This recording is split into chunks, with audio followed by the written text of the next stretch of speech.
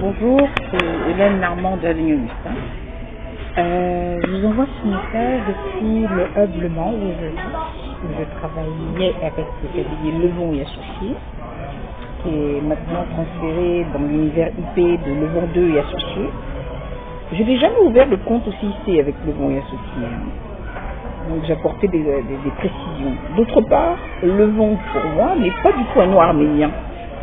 C'est un acronyme qui veut dire libre entreprise de valorisation d'outils novateurs et numériques. Donc 2 N à la fin et j'ai enlevé le N qui vient Levon.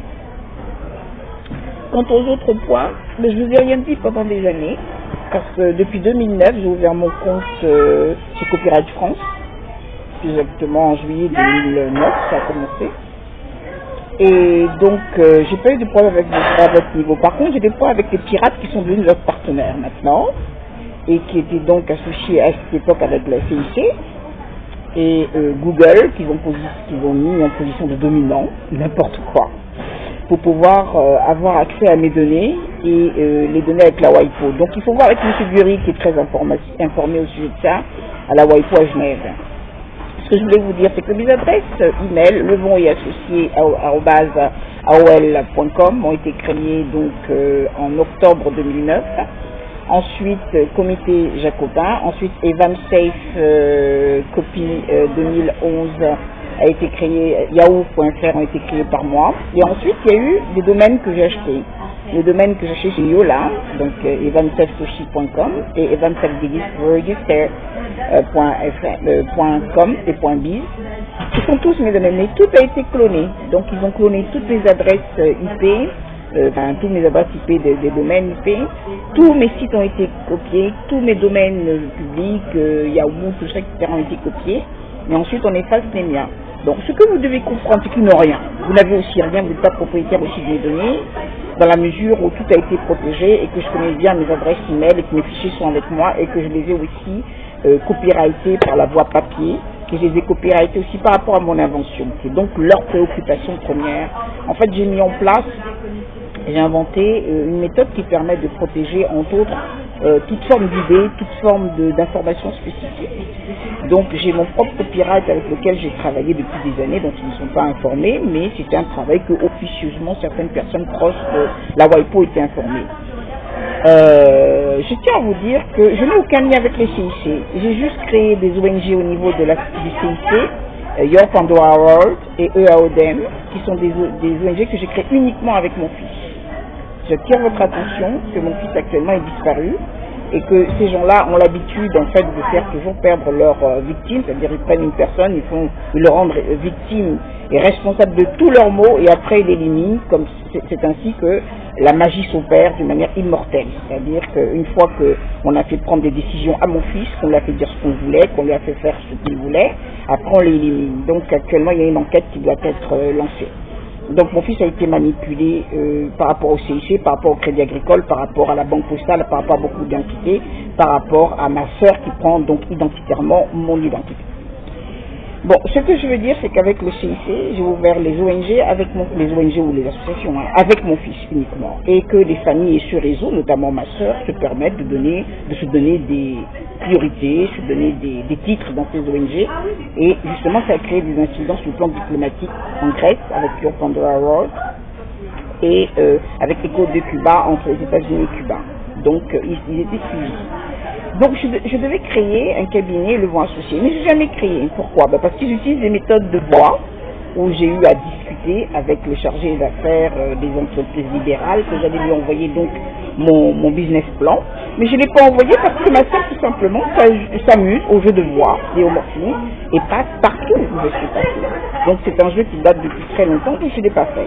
Donc je ne vois pas comment le CIC, comment vous aussi vous retrouvez propriétaire de mes données. Mes données ont été piratées, ont été volées et bloquées. Donc, normalement, je ne devais plus faire l'objet d'un suivi par satellite. Donc, la seule chose que je peux vous dire, ce sont mes copyrights qui datent de 2011 jusqu'en 2016. Jusqu'en 2015, où j'ai envoyé des messages à la WIPO, à l'INPI ici aussi. Je vous invite aussi à vous rapprocher de l'INPI, où mon fils a été utilisé pour faire des fausses déclarations à Dalloz, et que c'est une grosse affaire.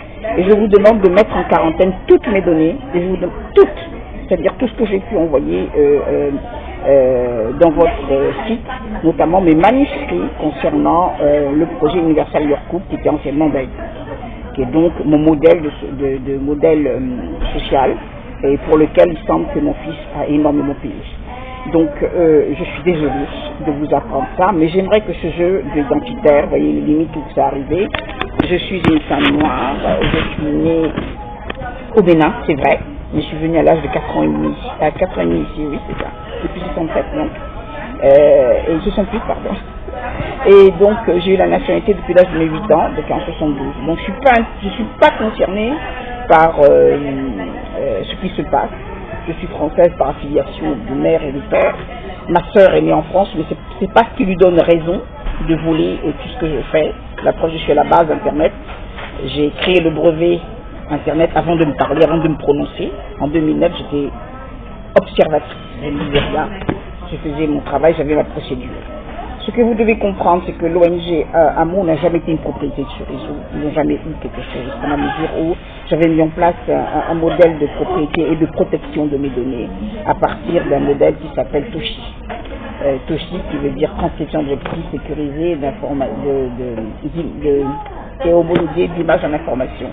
Donc j'ai travaillé toujours avec ça et je me suis toujours protégée toute seule à partir de ce programme de copyright, d'information. Donc j'ai mis en place une méthode qui permet de protéger toute forme d'information. Donc c'est un gros travail que j'ai eu à faire, que eux ils ont assimilé avec le modèle Amon. Voilà toute l'affaire, voilà toute leur erreur. Mais quand moi j'ai informé M. Hortefeux et d'autres personnes que j'avais inventé cette méthode depuis que j'étais à Cotonou, eh bien ils ont cru et ils ont affilié, comme par hasard, cette invention à Amon. Pourquoi? Une invention peut avoir un autre nom. Pour eux, non. Amon doit être l'entité qui doit aspirer tout, qui doit voler tout. Et je suis franchement désolée, malheureusement, c'est pas le cas. Evan Seif est né en 1991, suite au harcèlement que ce réseau me faisait en me suivant par satellite. Et en ayant mis aussi un capteur dans mon corps. Donc c'est devenu une situation qui est extrêmement grave. Je vous demande tout simplement d'invalider tout ce que vous avez fait jusqu'à présent. Je pense que Google aussi, qui était en position de dominant maintenant, s'est mis de côté. Et M. Praché, auquel j'ai envoyé un message, aussi sont en train d'observer cette situation. Je n'ai jamais mandaté qui que ce soit, ni mon fils. Mon fils a été manipulé sauvagement par des escrocs qui l'ont fait dire ce qu'ils voulaient. Il a fait faire ce qu'on voulait.